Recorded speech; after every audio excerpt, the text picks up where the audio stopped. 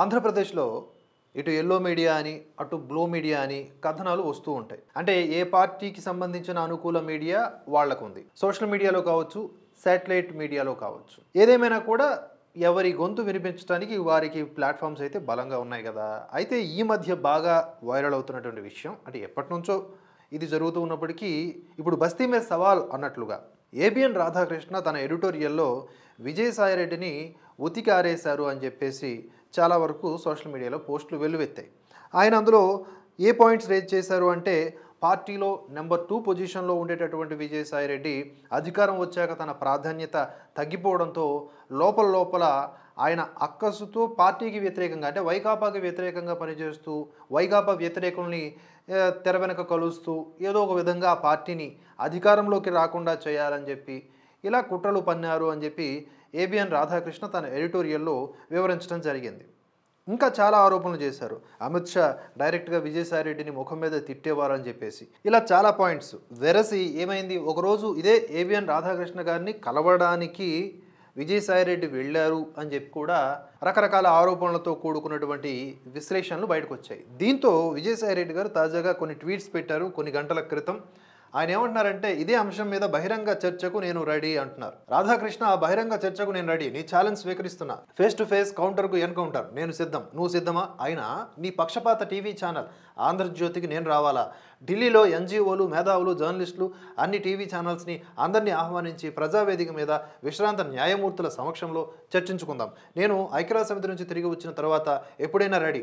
ఎవరి చిత్తశుద్ధి ఏంటో తెలుసుకుందాం. తగ్గేదేలే, భయపడేదేలే. గత 5 ఏళ్లలో మద్యం, ఖనిజ సిండికేట్ బ్రోకర్లు, మిగతా ఇతరత్ర డీల్స్లో మీ బాస్ పేరు చెప్పి వసూళ్లు చేసి వారికి ఇవ్వకుండా ఎంత తీసుకున్నావో అన్ని అంశాలు కూలంకుషంగా చర్చిద్దాం.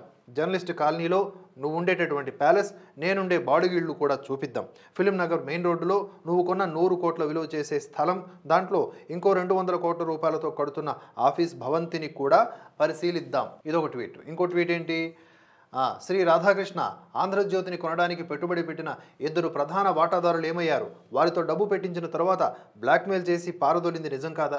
విద్యుత్ ట్రాన్స్ఫార్మర్లు తయారు చేసే పారిశ్రామికవేత్త ఇప్పటికీ తన మిత్రుల దగ్గర నీ నైవంచన గురించి చెబుతూనే ఉంటాడు. న్యాయం, ధర్మం, సామాజిక స్పృహ లేని నీలాంటి దళారులు రకరకాలైన భ్రమల్లో బ్రతుకుతుంటారు. ఎప్పుడో ఒకసారి ప్రకంపనగా వీచే పెనుగాలికి నామరూపాలు లేకుండా కొట్టుకుపోతారు. ఇంకో ట్వీట్ ఉంది.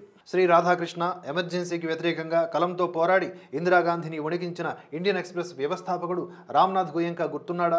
ఆయన ఆనాడు చేసినటువంటి సాహసం వల్లే దేశంలో కాంగ్రెసేతర ప్రత్యామ్నాయ రాజకీయ వ్యవస్థ ఊపిరి పోసుకుంది. గోయంకా వారసులు ఇప్పటికీ మీడియా నమ్ముకుని సాధారణ జీవితాలు గడుపుతున్నారు. 92 ఏళ్ల క్రితం ప్రారంభమైన ఇండియన్ ఎక్స్ప్రెస్ ఆస్తులు నీ నెల రోజుల సెటిల్మెంట్ల సంపాదనతో సరిపోవంటే నీవెంత అవినీతిపరుడువో వేరే చెప్పాలా?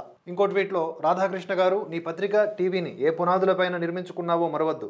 నష్టాలు వస్తున్నాయని ఇప్పటికీ అమెరికా వెళ్ళి ఎన్ఆర్ఐల దగ్గర చందాలు తెచ్చుకోవడం వాస్తవం కాదా? కలర్ బ్లైండ్నెస్ లాగా మీ కళ్లకు కొందరే కనిపిస్తారు. మిగతా వాళ్ళంతా నువ్వేమన్నా కూడా పడాలి, నీకోసం సెటిల్మెంట్ల సంపాదనకు ఉపయోగపడాలి అనుకునే స్వార్థపూరిత మైండ్ మీది. సుధులు చెప్పడం మానుకో, ఊసర విలులు సిగ్గుపడుతున్నాయి. ఇలా విజయసాయిరెడ్డి వర్సెస్ ఏబిఎన్ రాధాకృష్ణ అన్నట్లుగా మారిపోయింది. మరి ఈయన ఓపెన్ డిబేట్ అంటూనే ఏబిఎన్లో కాదు, ఒక మీడియేటర్ ప్లాట్ఫామ్ ఒకటి ఏర్పాటు చేసుకుని అక్కడ చేద్దామంటున్నారు. మరి ఈ సవాలు స్వీకరించేటటువంటి అవకాశం అటు ఉందా, అటువైపు నుంచి వస్తుందా, లేదా వీటిపైన మళ్ళీ కౌంటర్గా ఇంకో ఎడిటోరియల్ అటువైపు నుంచి వస్తుందా ఏబిఎన్ ఛానల్లో అనేది మనం చూడాలి.